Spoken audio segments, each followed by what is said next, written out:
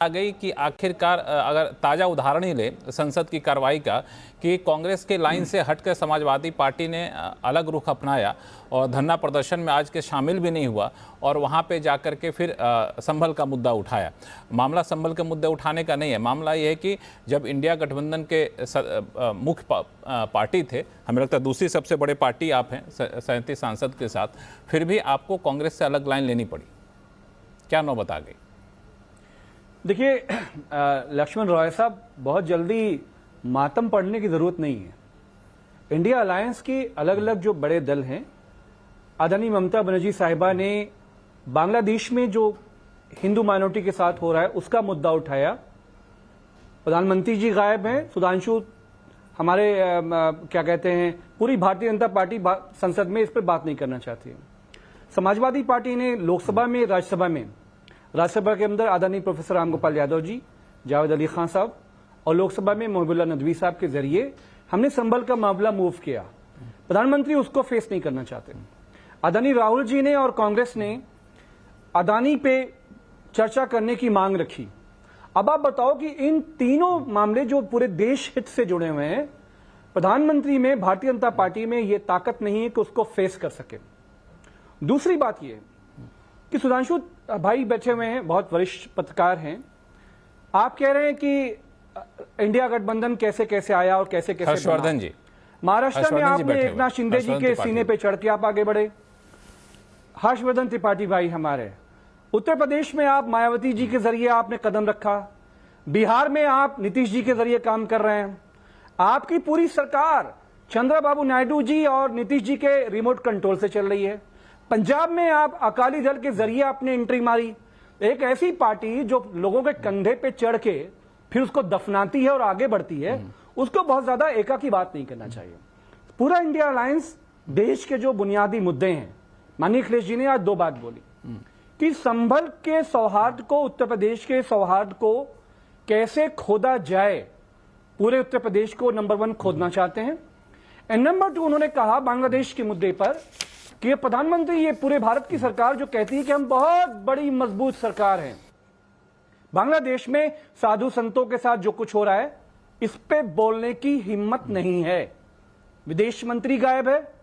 आप अपनी बात, अमित साहब, आप अपनी बात रख रहे हैं, आप अपनी बात रख रहे हैं और दूसरे की एकता की बात आप कर रहे हैं, लेकिन जब सवाल आपके एकता की आई तो आप हमारे सवाल को टाल दिए।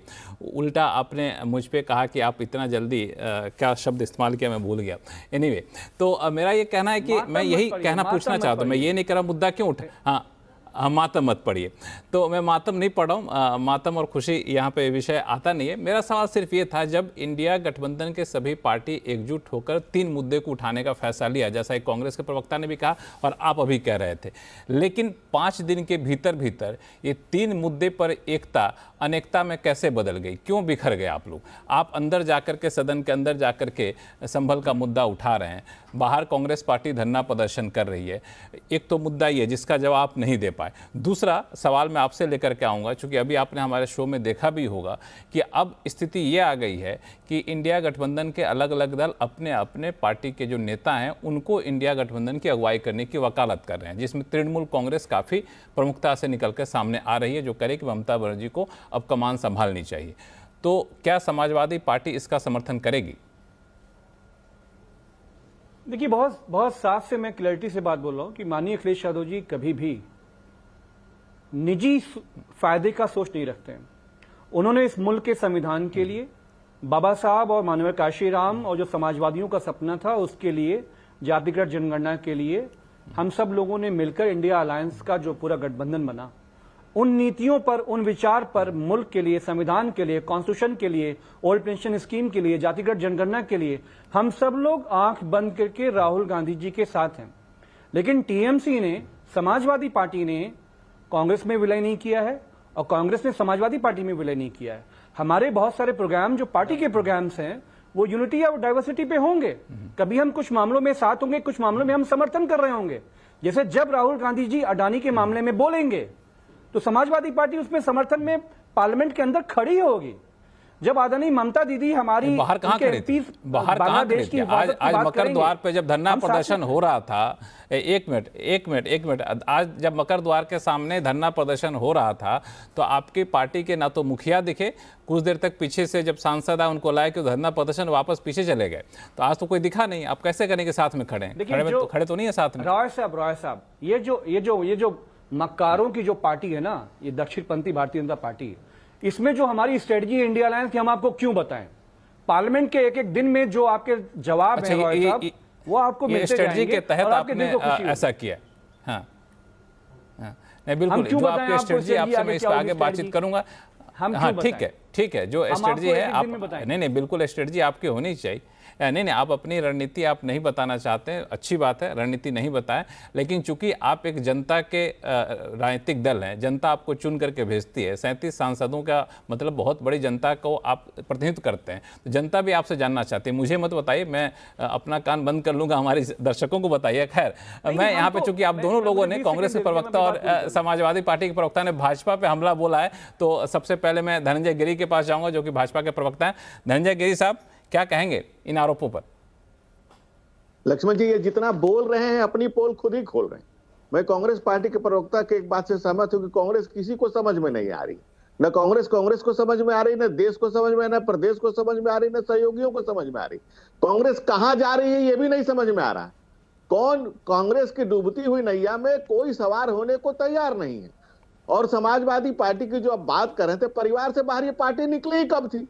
ये तो परिवार development authority, propaganda development authority चलाते हैं। पिताजी के बाद पुत्र को, पुत्र भैया के बाद भाभी, भाभी के बाद देवर, देवर के बाद ननद के बाद, इसी तरह से चलती है। और कांग्रेस पार्टी कोई पार्टी है, 5 पीढ़ियों से जो एक राजनीतिक दल, एक परिवार की पांव पोंछ हो, उसमें कोई भी स्वतंत्र चेतना का व्यक्ति उसमें राजनीतिक दल का कार्यकर्ता नहीं बनना चाहेगा। और भाई साहब, आपके बीच में नहीं बोला ना अमित जी, आपके बीच में तो नहीं बोला ना अमित जी, आपके बीच में नहीं बोला ना अमित जी, मैं आपके बीच में बोला क्या? मैं आपके पीछे बोला क्या? बातें कर रहे हैं, बहुत जल्दी आप बर्दाश्त नहीं कर पा रहे हैं। कौन आएंगे? एक दिक्कत क्या है ना, दिक्कत क्या, सहमतियों का सम्मान की बात हो रही है, लेकिन आप नीतियों पे बात करो यार। संसद में कैसे बात नीतियों पे बात करो? अगर निजी बात पे आओगे ना, आपने निजी बात पे आओगे तो नंगा कर देंगे हम आपको, बिल्कुल निजी बात नंगा कर देंगे हम आपको अगर निजी और पारिवारिक मैटर में आओगे तो। जिसके रोम रोम में बसी हो वो दूसरे को मकार करता है। अरे बांग्लादेश में हिंदू मारा जा रहा है, कर क्या रही है आपकी सरकार? एक मिनट, बांग्लादेश में हिंदू मारा जा रहा है, कहाँ है विदेश मंत्री? अब दोनों लोग कहाँ है शांत आपके हो जाइए। प्रधानमंत्री? अमित साहब, मैं आप लक्ष्मण जी नहीं, मुद्दों पे बात नहीं कर सकते हो। अमित साहब मैं आपके पास आऊंगा। सुनिए, मैंने भाजपा प्रवक्ता से रिक्वेस्ट करूंगा कि आप व्यक्तिगत हमला ना करें, आप जो हम लोगों ने सवाल पूछा है उसके आसपास अपने जवाब को रखें। धनंजय गिरी साहब, अमित साहब, मैंने इनको बता दिया, आप 1 मिनट शांत हो जाइए। मैं